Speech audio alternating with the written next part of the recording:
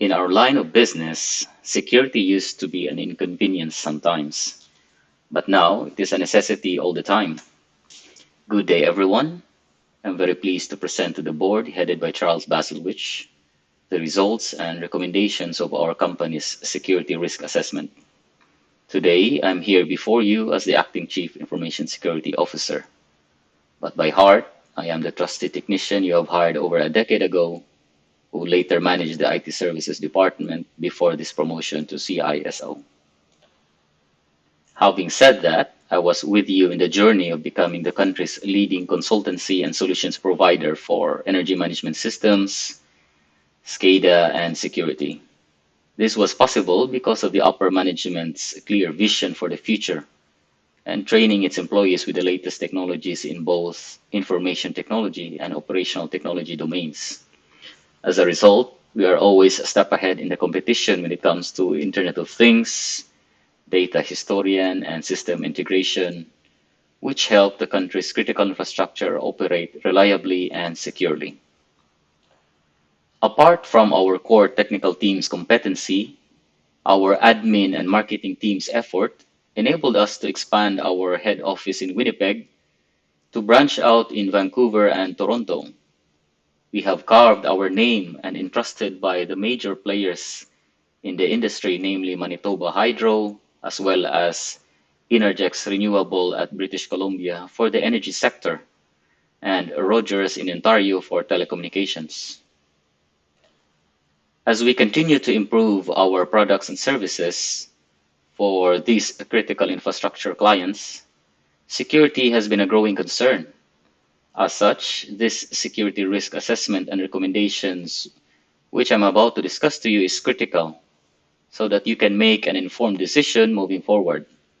But first, in order to give you a better context of the risk and opportunities facing us, I will walk you through our company's network and assets with its associated threats and vulnerabilities. What started a decade ago from a small network at our founding office at Winnipeg have grown into two buildings, admin and tech, housing our offices and data center respectively. Furthermore, this network has expanded for our branch offices in Toronto and Vancouver, as well as a gateway to the internet, which also links our customers online.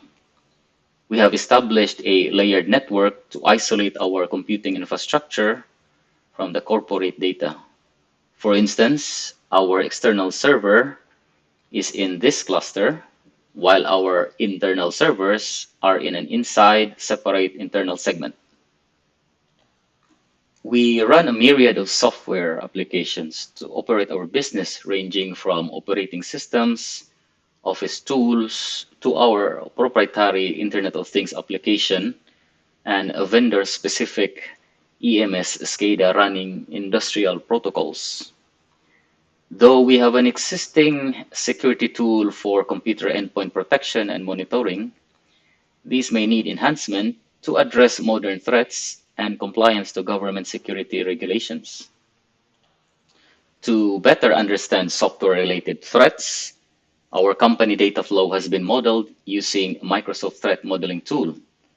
This has enabled us to evaluate the threats as well as the mitigations for spoofing, tampering, repudiation, information disclosure, denial of service, and escalation of privilege. It is also important to recall some risk terminologies in the context of security. This is not far from the enterprise risk management that you are all aware of. These threats and vulnerabilities to our assets are my succeeding presentation to you. The most important point I'd like to stress in this slide is that the data assets we maintain are key to infiltrate the critical infrastructure of this country. So apart from improving our security posture, we are also obligated to comply with regulations such as the NERC Critical Infrastructure Protection, PCI DSS, and GDPR.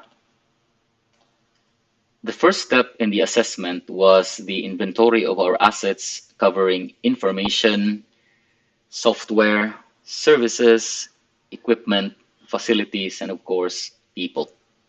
Of the total 227 assets identified, we have outlined in this slide the top 21 target assets and its respective valuation. These are the assets which we categorize as crucial for our business and whereby its threats and weakness may impact operations. However, in the interest of budget optimization and security implementation practicality, I have focused it down to just 11 assets. We can see that the greatest asset valuation is in our software at 3 million. It is comprised of our proprietary Internet of Things application and data historian. This is followed by our data center facility at $2 million, dollars, and of course our information assets, which is over 1 million. In this slide, I present to you the top 10 threats associated with those assets being prioritized. Because of the nature of our business and the customers we serve in the essential industry, this is the picture of our threat landscape. It is almost certain that we'll be infected by a malicious code, yes, social engineering, and as well as insider threat. The exposure for those threats is also very high, which means if those are successful in exploiting the weakness, the subject asset is totally impacted or destroyed. While unauthorized physical access and power loss are only likely to happen with lesser exposure, the asset value it is associated is very high, and the damage to our reputation is catastrophic, which is why it's also considered here. We have also identified the vulnerabilities in our systems. These are weaknesses which the aforementioned threats can exploit. For instance, we have access card and biometric systems, but a threat actor may still be able to physically access our facility through tailgating and piggybacking. This inadequacy of physical access control, like a man trap, may expose our physical assets to unauthorized access and plant the attack from there. Another vulnerability we have, number 5 here, is the lack of control over the input and output of data. This will allow for industrial espionage, considering we run industrial services like the NP3 and Modbus protocols. Vulnerabilities 6 to 10 outline some existing safeguards which protect our assets at a certain level. But the trouble with this approach is that once this single layer of protection is defeated, the target asset is easily compromised. Thus, a layered approach in protecting our system is necessary. In order to implement this approach pragmatically, a detailed quantitative and qualitative risk assessment is needed. This type of assessment will also guide us on what type of risk treatment is appropriate. So this slide presents the quantitative risk analysis conducted, which tabulates the top threats and vulnerabilities with rate of occurrence based on industry security reports and past recorded incidents. These data are then used to calculate for annual loss expectancy. The results suggest that these threats are just too high to be ignored. Something must be done to bring this risk to tolerable levels. I recommend that risks 1 to 7 should be mitigated, 8 and 9 transferred, 10 and 11 accepted. In the next slides, I will discuss how these mitigation and transfer strategies will be implemented, and of course the cost for such countermeasures. The first to be mitigated is unauthorized physical access. By installing man traps, smart cameras, motion sensors, as well as awareness to employees and contractors, we are employing a layered protection that covers physical, technical, and administrative controls.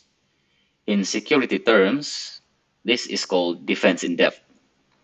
These countermeasures should be in place for our headquarter admin and tech offices in Winnipeg. Although this mitigation can cost us 30,000 US dollars, the asset protected is worth 2 million, with the annual expectancy loss of about 400,000 US dollars. It therefore makes sense to invest. Next, we need to mitigate insider threats. Again, with the defense in depth approach, I recommend installing USB port blockers to prevent insertion of flash disks, which can have the freeware and unauthorized software. Then we deploy endpoint access control and whitelisting software to detect, block, and record unauthorized use of applications. Then enforce the endpoint security policy. However, the better approach for internal threat is a white hat or gray hat penetration testing. But due to the high cost and the third party involvement, we plan to do it at a later stage for validation once these countermeasures are applied. The third threat to be mitigated is malicious code. The cost to mitigate is, again, a hefty $30,000. But hear me when I say that this risk is the one we need to address soonest. Otherwise, our proprietary Internet of Things application and confidential data can be compromised.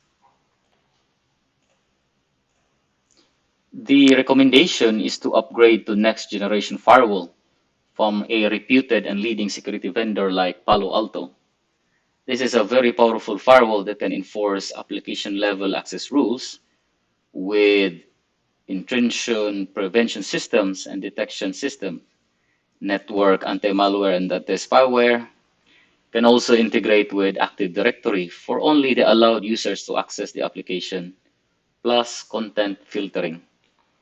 It will be complemented by a Windows Update Server and Endpoint Protection Orchestrator to effectively manage operating system updates and patches, and of course, deploy host antivirus automatically and periodically. Finally, the enforcement of our Internet of Things security policy is also important, and this will cover the administrative layer of our defense in depth. And oh, we must also expedite registering our trademark and file patents to deter would-be malicious competitors. As for data breach, the next generation firewall can enforce access rules that restricts a particular user to an application. This can therefore protect our eDNA data historian to the only accessed by the system administrator. Then by enabling two-factor authentication, we can be sure that it is really the authorized user who can access the data. In terms of administrative control, we will enforce our data historian security policy and let employees and contractors sign a non-disclosure agreement that can also serve as a deterrent. The next generation firewall with its preloaded custom and customizable application IDs for industrial protocols, the risk for industrial espionage can be mitigated. It can prevent industrial specific malware such as the infamous Stuxnet by its advanced network anti-malware intrusion prevention systems, as well as the granular control of the allowed protocols, as well as the data content control. At the physical layer, we can deploy hardware-based encryption devices specific to these industrial protocols, again satisfying the concept of defense in depth. To mitigate the risk in compromised confidential information, we plan to employ encryption at the network and disk levels. Network connectivity between our headquarters, branch offices, and customers will be site-to-site VPN. Then the hard drives in which the SQL server and the eDNA files reside are encrypted at the drive level. For the administrative control, we must conduct periodic audit for compliance to PCI DSS or payment card industry data security standard. And these controls only cost us 7,000 US dollars and a quick win. The last risk to be mitigated is information disclosure. By simply enforcing the use of complex passwords and a second factor authentication, this can prevent the threat. Of course, both network and host anti-malware must be updated and scanning periodically. Then an audit to our system, as per the General Data Protection Regulation, should be conducted for administrative control. Now, I will outline the risks to be transferred. The first one is social engineering. Phishing emails have been ubiquitous. The majority of us use our laptop computers in the office as well as outside to check our emails and work on reports. We can outsource social engineering trainings as well as leverage on cloud-based password manager and MS365. This not only transfers risk to the vendor, but also provides a more cost-effective approach for licensing without the huge upfront investment and in-house administration. The second risk to be transferred is the loss of electricity. We can outsource the installation of standby UPS and secondary genset, then sign maintenance contract for emergency generators, power filters, and transformer, then purchase server technical support and hardware parts. This should transfer the risk to the contractor. Nonetheless, the review of the disaster recovery procedures and environmental security policy should be enforced for administrative control. The remaining two risks can be accepted, granting that the previous threats have been mitigated and transferred. We already enforce historian policy, and besides the destruction of our eDNA records, the RAID system and the redundant backup servers must first fail before that can happen. Moreover, implementing further controls at the historian database level may affect the real-time performance, which our customers could not accept. So this risk of destruction of records can be accepted. Also, the information leakage threat should also be addressed by previous mitigation and transference. We just have to ensure the effective enforcement of the policy for media disposal, and this risk can be accepted. In summary, we have the threats and vulnerabilities because of the nature of our assets and business. We serve for the critical infrastructure of this country. We have assessed the risk with recommendations that 7 of those should be mitigated, 2 should be transferred, and another 2 to be accepted. In recommending countermeasures, we will employ the defense in-depth approach to security. This will ensure that the threat actor will not be able to penetrate our systems easily because of the different security layers in place at the perimeter down to the data level. The cost to mitigate the risk is $154,000, which is the sum of the individual countermeasures in this red line graph over here. This is relatively low compared to the asset values and the single loss expectancies. As such, the investment is justified. Same case with risk transference as depicted in this graph.